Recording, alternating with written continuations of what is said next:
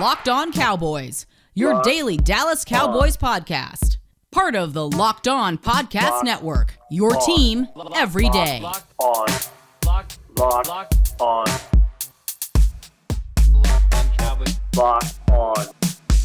Cowboys. Welcome back to the Locked On Cowboys podcast. I am Marcus Mosher. He is Landon McCool. And today we are previewing the Cowboys Week 18 game against the Philadelphia Eagles. But before we do that, Landon, how are you doing today, sir? I'm doing good. I have somehow managed to remain off of the COVID-19 list so far. So no one's having to be called up to the practice squad for this podcast yet. But the same can't be said for very many Cowboys or Eagles at this point. It feels like I think the count was 23 players between both teams last time I saw, which is ridiculous. It's ridiculous. We are going to talk about this game and kind of the meaning of it, which is not a lot. But we should start with the guys that aren't going to play. We know Micah Parsons is out. We know Tyron Smith is out. Anthony Brown's not playing. Do you think all the COVID additions have maybe changed Mike McCarthy's view of how to treat this game? I don't know. I mean, I think it would for me. I mean, I would imagine that maybe, you have look, and it's not even just the Cowboys COVID list too. It's the Eagles COVID list as well. I mean, I don't know how many of those guys are coming off of that list before tomorrow, but they're missing as of right now. They're starting 3 running backs. They're missing some key players along the offensive line as well. I wonder if maybe just the combination of, hey, I don't have that many guys. They don't have that many guys. I wonder if it's more just about getting in the game, trying to, get some rhythm going on offense, maybe get a stop or two on defense, and then just seeing how the rest of the game plays out as far as kind of mass substitutions or at least getting key players, key vets off the field so that they can get some rest before, we all play our wild card games the following weekend. I also don't necessarily think it's a great idea to put Dak back there if guys are going to be out. Tyron's out and we've played with him out, but this year. But it sounds like they kind of want to use a tackle rotation in this game just to get as many people playing as possible. I don't know. I think McCarthy wants to win, but I don't think they're going to go all out to win this game. That seems to be the case, right? I mean, this is the weirdest regular season game I can remember. It's a Saturday, week 18. Half the players aren't eligible to play in this game. I just can't imagine that this is going to have very much of a rhythm of a normal NFL regular season game. And then again, obviously, like we just talked about, both these teams have clinched and have playoff aspirations. So, I imagine that obviously the goal in every one of these games is to win, right? But I think that, the more important overreaching goal is to get to next week healthy. Mm-hmm. So I think that there are some mini goals between here and there too. Like I said, I think that the Cowboys would like to get out and show some kind of rhythm on offense. I think the defense would like to get out, get some stops on defense. It goes back to what we talked about. I think that the best approach for these kind of games is what we've been saying this whole time.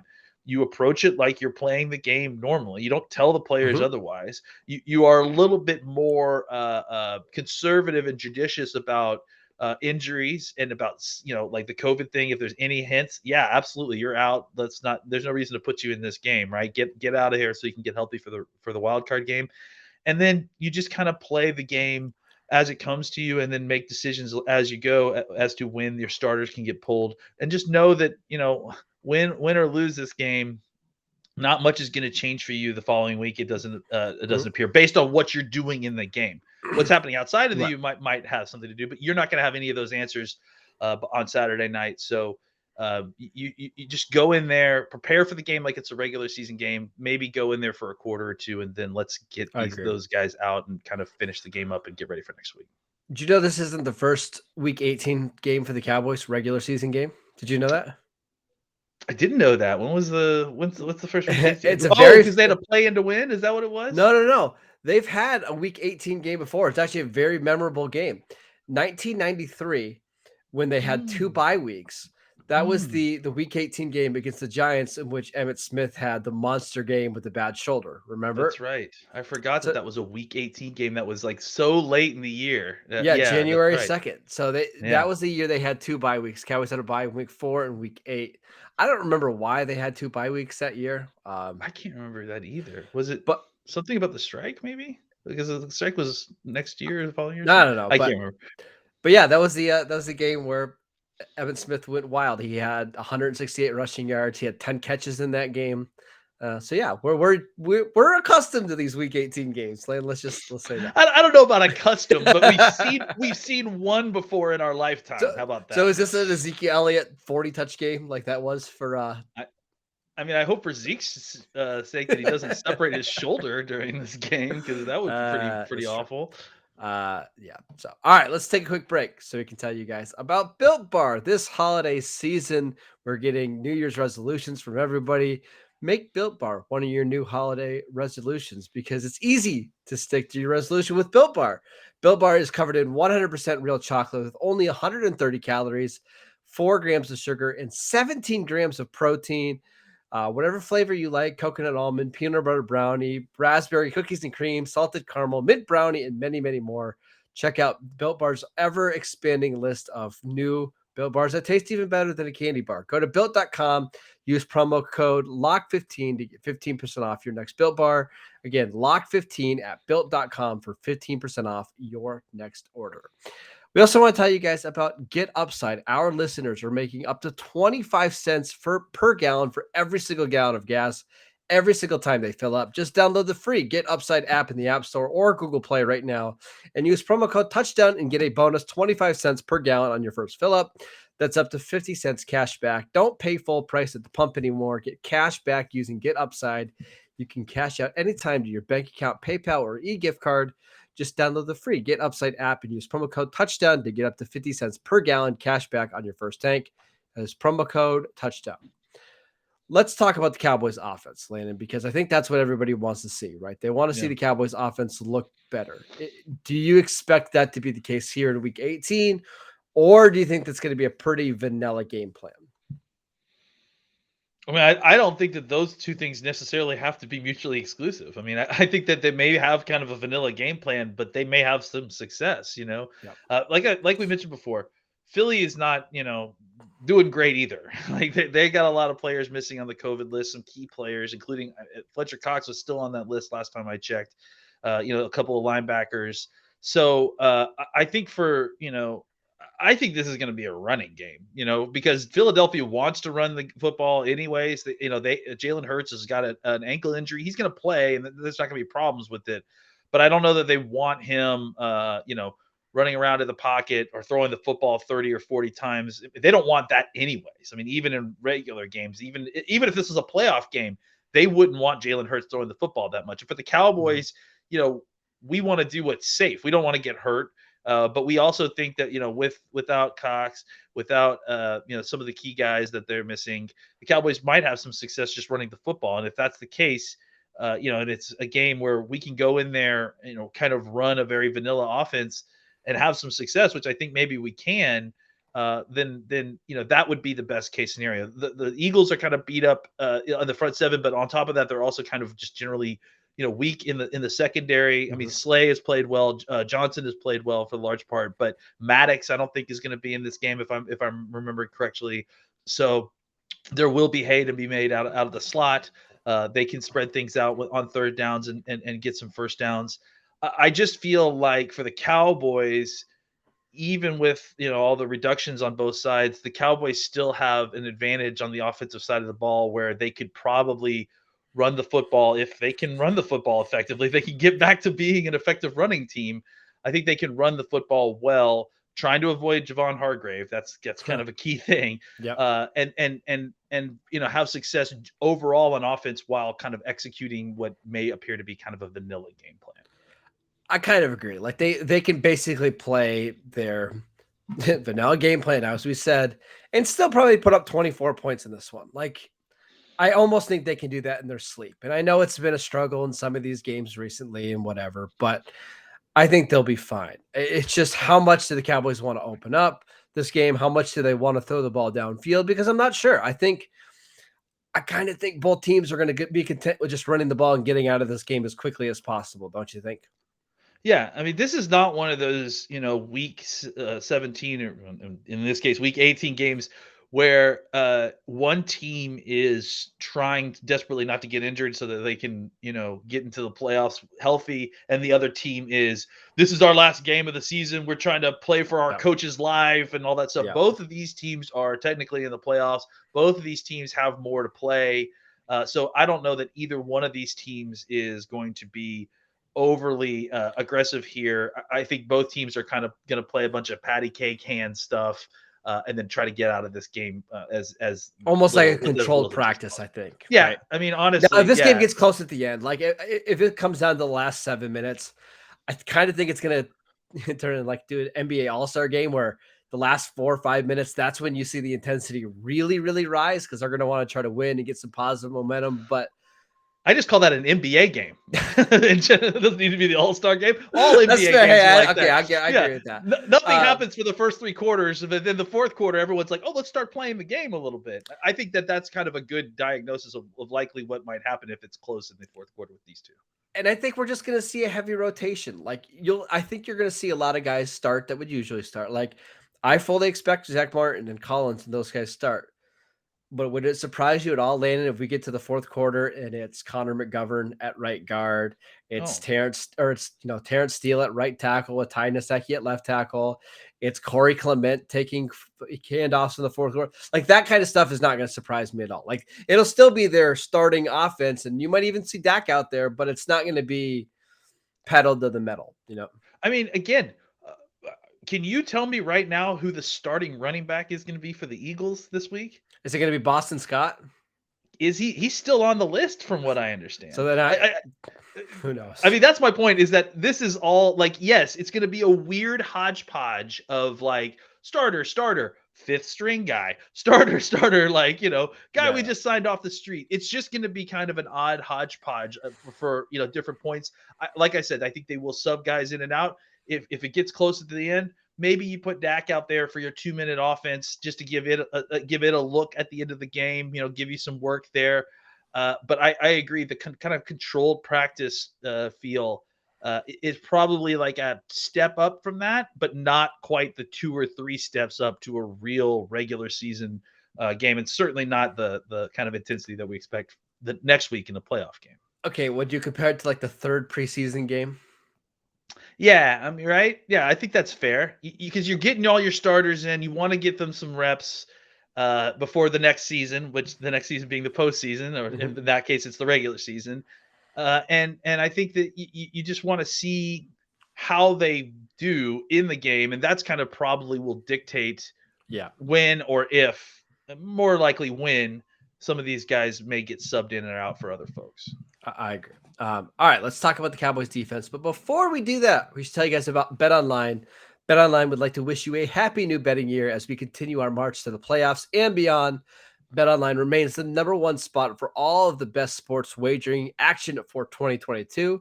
It's a new year and a new updated desktop and mobile website to sign up today and receive your 50% welcome bonus on your first deposit. Just use promo code LOCKEDON to get started.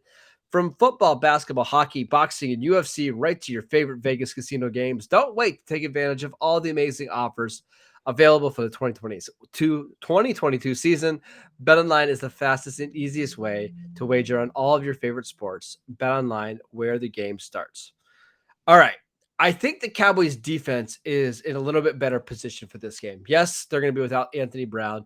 Yes, they're going to be without Micah Parsons, but they have a lot of depth on defense, and I think you can rotate that depth in, and you're not going to see a huge drop-off. Like, for example, if this is a game in which Chauncey Golston and Dorrance Armstrong and Tristan Hill and Oso Digizua play a bunch of snaps, that's like a week 2 game for them, like when they play the Chargers, right? Like, it's not going to be all that different. So I think the defense is going to be fine in this one. Yeah, absolutely. I mean, this is a defense that I frankly have lost track of the number of players that have played for this defense at different points, but it's got to be close to 40 now. And I think that, you look at all that experience. This is what you want. Like this is what you're looking for at the end of the year. Is that hey, you can sub these down roster guys in, and they're not going to be such a monumental drop off from your starters that you're gonna need to immediately put your other guys back in. This is the kind of game where yeah, you give D-Law a series, you give some of these key guys who are older vets a series, and then you can pull them because you've got talent down roster that you not only like, but maybe want to see and want to get some reps. So, yeah, I think more than the offense, really, the defense could easily kind of. I mean, this is kind of what they're doing anyways. There's just a lot of substitutions that go on the defensive side of the ball. So there's just a lot of players with experience on that side of the ball, and I think that they'll rely on that heavily on Saturday night. Okay, guess how many players this year have played at least 100 defensive snaps for Dallas? Okay, so 100 defensive That's snaps. quite So a bit. that's basically like 2 whole games worth. A little bit less than 100 is a little bit less than that. It's about 15% of the total defensive snaps available this year. So I would say 100 snaps. 25. 24. It's pretty good. Wow. Here's the list of guys that have not played 100 snaps that'll get there this week, I think. Kelvin Joseph, Maurice Kennedy. Kennedy's close. Bradley and we'll see if he gets pulled up. Nahshon Wright, Luke Gifford, Right, Mike? Right. Darian Thompson. I don't think Francis Bedard is playing. Jabril Cox only played 9. Israel Makamu might play some. So, they've got some guys that haven't played a lot that could get some action in this one. But this team has got a lot of players that, they could play 17, 18 defenders this week, and you wouldn't really notice a massive drop-off, I don't think. McCool might be one to watch, right? Because Curse is kind of dealing with a little bit of a hammy. So and they've got no other linebackers, right? Yeah. So if they decide they want to pull him early, McCool might be a guy, especially because he's comparable to Curse, right? Bernard, is he? I think he's out with a groin and he's out with COVID. Oh, he's got COVID. So he's one of the double dips, right? Yeah. He's injured and he's got COVID. Nahshon Wright. I think this is a game. I would love to see Kelvin Joseph and Nahshon Wright play the whole second half in this game, right? Sure. Why not? Yeah, absolutely. And Maurice Kennedy, he's kind of come back from his injury a couple weeks ago. With no Anthony Brown this week, Jordan Lewis is still kind of getting over COVID stuff. Why not play those guys just a bunch in the second half? That's what I said. There's some benefits in this game as well, just being able to get those guys more snaps. It's good reps against guys that you're going to be playing for years. Yeah. Two times a year that are, look, I mean, maybe Rager's not worth anything, but the other 2 wide receivers are pretty decent, and I think they can give you some good looks. So I agree. I think that would be beneficial for them. If Philly's out there playing what's left of their starting wide receivers. By the way, do you know who leads the Cowboys in defensive snaps this year? Jaron Curse. Curse is close. He's 3rd. It's actually Anthony Brown. It kind of stinks. Oh, well, that makes sense, right? Hasn't missed any time. He's been a starting corner. Why I guess Diggs came out for a couple of plays in some of these games. Yeah, it's Brown, Diggs, Curse, Parsons, which is kind of incredible considering how much edge he's played. KZ, Jordan Lewis, and then it's Van Der Esch at 55%. Linebacker is the spot that I'm a little curious about this week because I think the Eagles are going to run a bunch. Yeah. I don't know with who, but they're going to run a bunch with Hurts and whoever it is. So you have Van Der Esch. I think Keanu Neal is going to come back. I don't even know if he's been activated yet. I think he was practicing, so I think he's good. Yeah. After those 2, I don't know. Luke Gifford is going to get a bunch of snaps, I would imagine. Great. We're going to need him because I don't know how many other linebackers are going to be out there. I think Donovan Wilson will play there some, but he was under the weather, I believe, yesterday. So, both him and Diggs were sick, but not with COVID. So I wouldn't be surprised if those guys have their snaps limited anyways. Right? Yeah, absolutely. I would. I mean, especially why not? No reason to put them out there and risk that. Yeah. All right. You want to make a game pick for this one?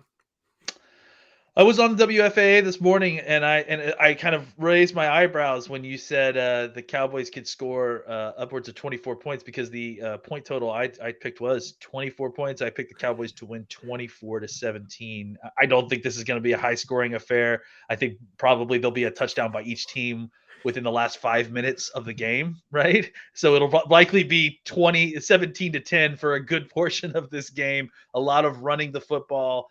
I definitely think that both teams will take shots because both teams starting quarterbacks and both teams starting wide receivers are out there.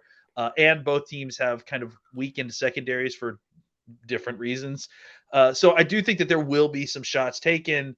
But I think for the most part, both of these teams are going to want to run the football just because they're trying to hit the easy button to get out of this game. So I would say 24-17 Cowboys, but it's not going to be a super enjoyable game for anyone involved. Yeah, I'm going to say 24-22 Eagles.